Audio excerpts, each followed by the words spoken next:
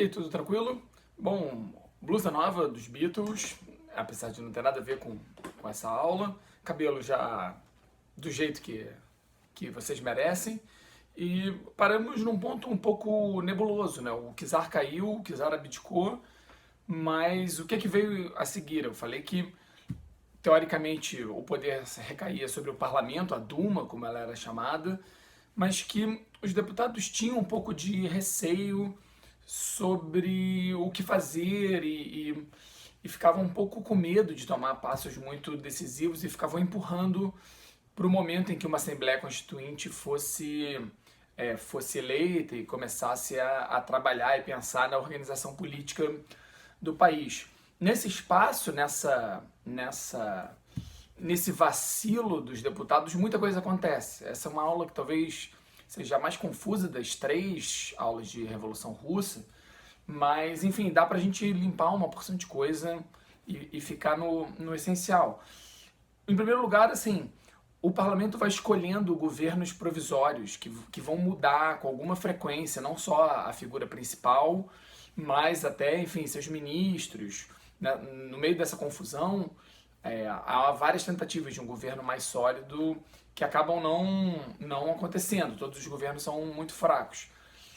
Um grupo que tem bastante força nesse governo, ou em alguns deles, são os famosos mencheviques, né? Um grupo socialista que fazia parte daquele grupo de revolucionários que a gente comentou no vídeo passado, mas era um grupo revolucionário, mas menos radical do que outros setores dos quais a gente vai falar aqui.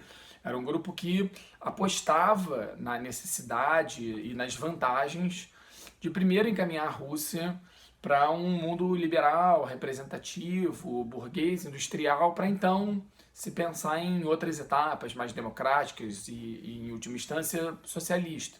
Então os mencheviques eles vão ter um papel importante em boa parte desse período aí, desse governo parlamentar.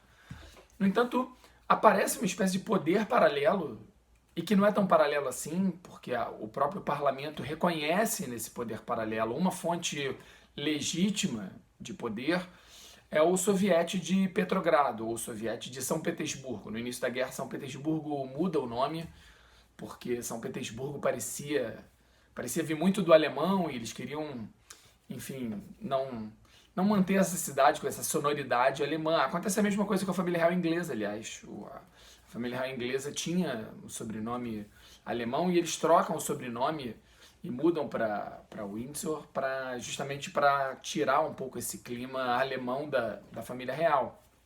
Então, o soviete de Petrogrado, a ideia de soviete, a gente não falou aqui ainda, nasceu em 1905. É uma espécie de um sindicato espontâneo de trabalhadores, mas não é bem um sindicato, é uma espécie de partido. Não tem, é difícil dizer, é como se trabalhadores, às vezes de uma determinada indústria, às vezes de um determinado lugar, se reunissem e espontaneamente escolhessem líderes para debater e apresentar propostas que seriam depois votadas por um grande número. Então, em São Petersburgo, em Petrogrado, já em 1905, tinha aparecido uma grande organização, um grande soviete de operários que se reuniam. Então, havia um pequeno grupo de delegados que se reuniam mais constantemente, faziam propostas e tal, e depois debatiam essas propostas num grupo maior, que chegava a reunir muitos milhares de pessoas. Em 1917, os sovietes voltam a se reunir, primeiro em São Petersburgo, mas também em outras cidades, e o principal soviete de São Petersburgo reunia não só operários, mas soldados. Então, era uma fonte de poder e de legitimidade muito grande, porque eram milhares de soldados e operários que se reuniam para debater sobre as coisas que estavam acontecendo e pensar propostas. E havia, enfim, um pequeno grupo escolhido por esse soviete que apresentava essas propostas, que levava essas propostas, que, enfim, burilava essas propostas. E o soviete era algo muito democrático, era algo que, não tinha paralelo no mundo, uma coisa realmente que surgiu espontaneamente, não foi pensada de cima para baixo. E o parlamento sabia que não podia desconsiderar os sovietes. Então, havia uma espécie de duplo poder, na Rússia durante esse período, entre fevereiro de 17 e outubro de 17. Havia esse poder espontâneo e legítimo dos soviéticos de Petrogrado, mas havia também o próprio parlamento, que bem ou mal tinham sido deputados eleitos, ainda que não pela maioria da população. E há um certo choque ali entre o que um quer e o outro quer. Os soviéticos estão sempre empurrando, ou querendo empurrar o governo para uma ala, para uma via, para um caminho mais radical, e os parlamentares estão sempre nessa postura que eu comentei de esperar uma Assembleia Constituinte. E nessa espera e nesse impasse, o novo governo não resolve os grandes problemas da sociedade russa naquele momento. Quais são os grandes problemas? Primeiro, a guerra. Sem dúvida nenhuma, o principal problema era a guerra. Uma guerra que a Rússia, enfim, não tinha querido, tinha sido invadida pela Alemanha, mas que tinha custado muito caro, ainda estava custando caro, estava custando não só a vida dos soldados, mas da população russa, por conta da fome, por conta das doenças. O inverno de 17, do início do ano, tinha sido especialmente rígido, então ainda teve esse agravante. Esse era o primeiro problema. O segundo problema era a fome, que estava ligada à guerra, mas tinha a ver também com o frio, mas tinha a ver com a falta de coordenação e organização interna da Rússia. E um terceiro problema, mais amplo, que eram as nacionalidades. Lembra que a gente comentou, o Império Russo envolvia dezenas, talvez centenas de nacionalidades, e muitas delas sempre ficavam esperando um momento de uma janela para exigir mais autonomia ou até mesmo independência. Então esses três problemas estavam em suspenso. Todo mundo achou que a revolução, a abdicação do czar ia resolver esse problema, mas não resolveu nenhum deles. E aí surge uma figura fundamental para o século XX, para a Rússia, para a Revolução, que é o Lenin. O Lenin era um revolucionário, tinha sido exilado no período do czarismo. Quando veio a Revolução de Fevereiro, permitiram que ele voltasse, ele volta para a Rússia. Ele fazia parte de um grupo mais radical daquele partido revolucionário, os famosos bolcheviques. Muita coisa já se falou dos bolcheviques, algo exagero, assim, quando eu estudava, falava-se muito que os bolcheviques eram um grupo monolítico, que pensava igual, que valorizava muito a obediência, então era um grupo que tinha mais capacidade de agir, porque todo mundo obedecia, enfim, a liderança, mas não é bem assim. No fundo, os bolcheviques também tinham dúvidas, também tinham setores dentro dele que pensavam diferentes.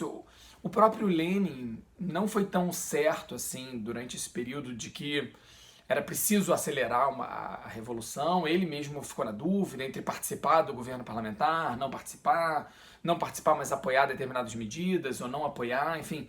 Ele próprio balança, mas à medida que ele vai vendo que a Rússia não sai do buraco em que ela se meteu, que a população russa pobre, as camadas populares continuam insatisfeitos, continuam sofrendo, o Lenin vai assumindo uma posição mais radical e vai, enfim, se tornando a grande voz dos bolcheviques em nome de uma ação mais radical. E essa posição dele pode ser resumida em duas grandes frases dele, né? Uma que ele dizia: paz, pão e terra. Ele dizia: olha, o que a gente precisa resolver, o que a Rússia precisa é de paz, pão e terra. Então, um governo realmente preocupado com a população russa tem que pensar nesses três problemas. Acabar com a guerra, resolver o problema da alimentação e distribuir terra para os camponeses.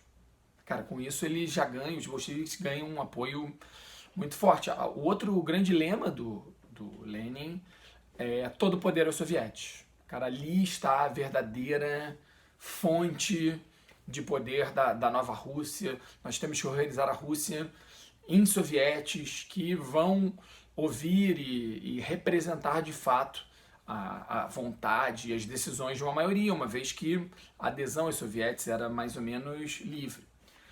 Então, com esses dois lemas, à medida que o tempo vai passando e a insatisfação vai aumentando, o apoio às ideias do Lenin vai aumentando, vai crescendo. Não só a posição dentro dos bolcheviques, mas a posição dos bolcheviques na sociedade russa, primeiro na capital, mas também fora. E aí quando o soviético, o grande soviético de Petrogrado abraça os bolcheviques e a ideia do Lenin, a queda do governo vira uma questão de tempo, né? Porque aí eles têm os operários, que eram enfim, um grande número, né? uma classe majoritária dentro da capital, junto com os soldados. Enfim, uma classe super importante para qualquer movimento violento. Então, o que vai acontecendo é, chega num determinado momento que o Lenin se dá conta. Ele falou, cara, a gente tem o apoio de todo mundo.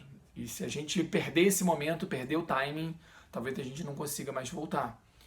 E aí ele organiza, enfim, os bolcheviques, mas sob o comando dele, ele organiza a tomada do poder, cerca o parlamento, isola o governo provisório e quando o governo se dá conta, um pouco como o czar, que também quando viu já não tinha mais o que fazer, a mesma coisa acontece com o governo provisório. Quando ele olha, enfim, toda a cidade está tomada, os meios de transporte, os meios de comunicação, enfim, as estradas, quando ele vê, ele não tem mais a quem recorrer, né? O líder do governo provisório era um homem, um menchevique chamado Kerensky. Quando ele se dá conta, ele ainda tenta apelar para lideranças externas, mas, enfim, também não tem o apoio esperado enfim, o Lenin tomou o poder de maneira muito mais simples do que ele imaginava. Ele mesmo tem uma frase maravilhosa sobre isso, que é a seguinte: a tomada do poder foi mais fácil que levantar uma pluma. Essa é a frase dele, e realmente a coisa acabou sendo muito mais tranquilo do que qualquer um imaginava, até pelo tamanho da revolução e das mudanças que ele estava propondo. Bom, por um certo lado, o Lenin tenta cumprir a palavra e fazer o que ele prometeu. Rapidamente ele tenta conquistar a paz, primeiro mandando uma certa mensagem para outros países, na esperança de chegar aos proletários, e que proletários da Europa também fizessem a mesma coisa aqui na Rússia, e a guerra acabaria porque os governos burgueses teriam sido derrubados, mas isso não vai muito adiante. Então ele logo percebe que para conseguir a paz ele vai ter que ceder, negociar com a Alemanha. E ele manda o Trotsky, uma pessoa da confiança dele, o braço direito dele, lá conversar com os alemães, e no fundo o que ele diz para o Trotsky é, cara, volta com a paz.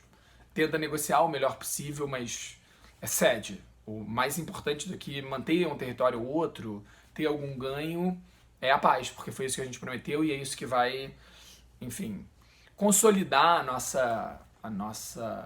o nosso poder e a nossa aproximação com as classes populares. E, de fato, é isso que o Trotsky faz. Ele vai lá, cede uma porção de território para a Alemanha, que acaba não ficando com a Alemanha, porque a Alemanha vai perder a guerra logo depois, né? Um ano depois, mas ele cede uma porção de território e volta com a paz. Finalmente, os russos saem da guerra. Segunda coisa, terra. De fato, ele tem um decreto da terra que vai acabar com a propriedade privada da terra na Rússia. E ele começa um plano de distribuição de terra aos camponeses. Se a gente pensar ao longo da Revolução Russa, não vai ser tão simples assim, vão ter idas e vindas sobre essa lei, mas num primeiro momento ele faz esse decreto e começa a colocar ele em ação. É óbvio que essas duas coisas, e há outras medidas radicais desse primeiro momento que são interessantes e revolucionárias, né?